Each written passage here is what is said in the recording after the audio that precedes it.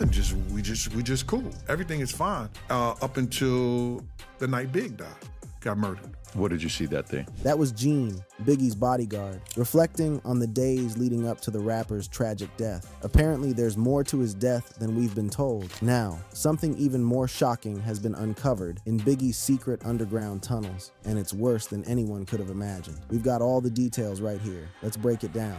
The Empire's hidden vaults. Yo, let me put you onto something real talk. What went down after the notorious B.I.G. got smoked ain't just about no cold case or rap beef that got frozen in time. Nah, fam, this runs way deeper, way more calculated, and straight up more grimy than most heads could ever imagine. Because when Christopher Wallace... JayZ is furious right now, and honestly, who wouldn't be?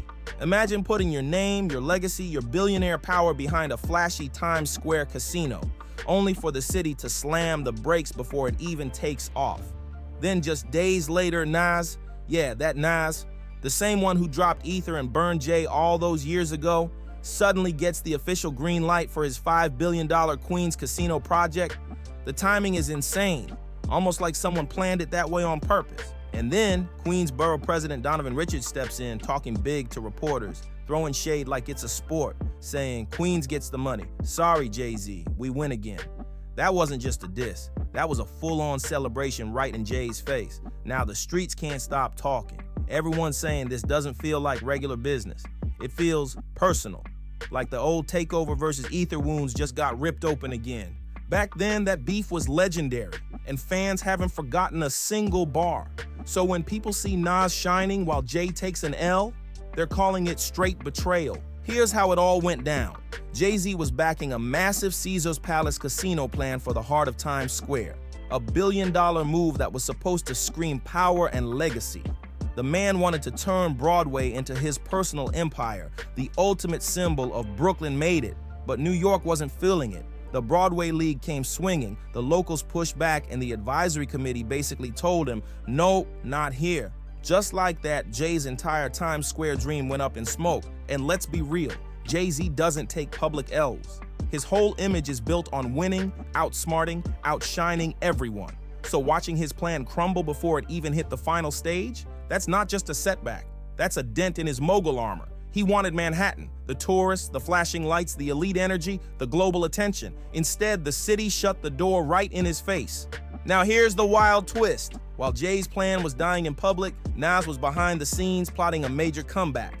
The Queens Resorts World expansion at Aqueduct, with Nas backing it, just got the official green light. And this isn't some small project. This is a $5 billion game changer that could turn Queens into a mini Vegas. We're talking live table games, blackjack, poker, and craps, plus a massive concert hall, a sports academy with NBA legend Kenny the Jet Smith, and way more.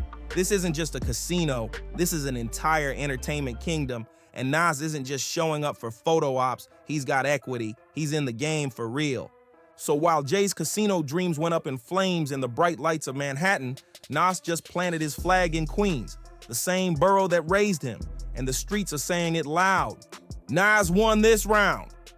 Back when Jay was still grinding his way up, things between him and Nas started getting messy, fast. Jay wanted Nas to pull up and make an appearance in the Dead President's video, but Nas never showed. So what did Jay do?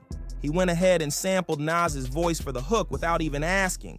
That one move lit the fuse for years of tension. Nas was not feeling it at all.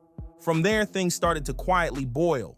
Jay was rising fast, making bold moves, and it looked like he was gunning straight for Nas's crown.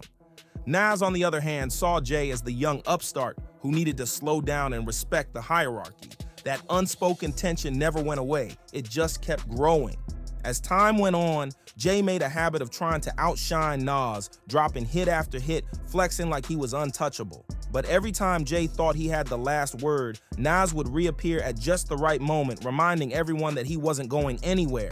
But when Biggie passed away, everything changed. The energy in New York shifted. The throne was wide open, and both Jay and Nas knew it. After Biggie's death in '97, the whole city was asking one question: who's the next king of New York? That's when the tension between them turned from subtle to full-blown competition. Jay saw himself as the rightful heir. He was dropping consistent albums, making business moves, connecting with power players, and building his empire brick by brick. Meanwhile, Nas already had that chosen one status, but his recent albums weren't hitting like Illmatic. Whispers started floating around that Nas had lost his touch, and Jay wasn't exactly shutting those whispers down. He was feeding them. On his track Where I'm From, Jay started slipping in slick subliminals, basically positioning himself as the new king of New York. Nas wasn't about to let that slide.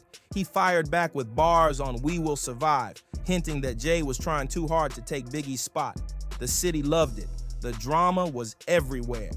Soon it was Brooklyn versus Queens, Jay versus Nas, the hustler turned mogul versus the poet from the projects. At that point, it stopped being about music. This was about legacy. Who truly held the spirit of New York in their hands? And then came 2001, the year everything exploded. Jay stopped playing nice and dropped Takeover Live at Summer Jam. He called Nas out by name, claiming Nas only had one classic album and that his career was basically done. The crowd went crazy. For a moment, it looked like Jay had the crown locked down. But then, Ether dropped. And wow, Nas didn't just clap back, he torched everything. He went straight for Jay's credibility, his looks, his reputation. Line after line with no mercy. Fans couldn't believe how raw it was. The impact was so big that Ether literally became slang for destroying someone beyond repair. That's how powerful that track hit. Now, with this whole casino mess going down, people are saying it's giving Ether Part 2 vibes, and they're not wrong. The pattern is way too familiar. Jay comes in confident, talking big, acting like the win is guaranteed, and then Nas slides in, quiet but deadly, and walks away with the victory nobody saw coming. And just like back then, Jay didn't take that L quietly.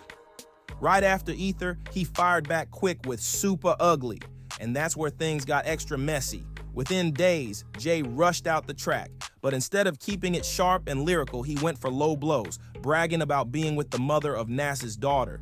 Yeah, Jay really thought that was gonna earn him points, but it completely backfired. The public wasn't impressed. It made him look desperate, not dominant. And ever since then, every time Jay takes a public loss and Nas gets a quiet win, the fans bring it all back up like it never left. This isn't just Nas versus Jay anymore. This is Queens versus Brooklyn all over again. And if you know New York hip-hop history, then you know how deep that rivalry runs. Brooklyn's always been the flashy borough. Bright lights, big money, major power moves. That's JayZ, that's Biggie, that's the Barclays Center, all about dominance, image, and prestige. But Queens, that's the grind-heavy underdog borough that built legends like LL Cool J, Mobb Deep, Nicki Minaj, and of course, Nas. Queens carries a different type of energy, gritty, raw, and proud. So watching Nas secure that massive casino win while Jay takes a public L, oh, that hit the city hard. It brought back that old school borough pride like it never left. When Jay's Times Square plan got shut down in the middle of Manhattan and Nas swooped in to lock down his Queens project, it felt like the city itself was sending a message. Brooklyn slipped, Queens delivered. And for the people who remember the Ether era, it's impossible to ignore the déjà vu. It's like history's looping right in front of our eyes. And once again, Queens is getting the last laugh. And that's exactly why this one cuts deep for Jay. It's not just about Nas winning, it's where and how he won. Right on his home turf, with the entire city cheering him on and the headlines praising him like a hero. That's the kind of spotlight that stings, especially for someone like Jay who's used to controlling the narrative. And let's be real, Jay never forgets when someone embarrasses him in public. That pride runs deep. So maybe this next round between them won't happen in the studio or on a stage. Maybe it's moving into a whole new arena. Business moves, billion-dollar deals, and boardroom battles. Because one thing's for sure, the rivalry isn't dead. It's just evolving.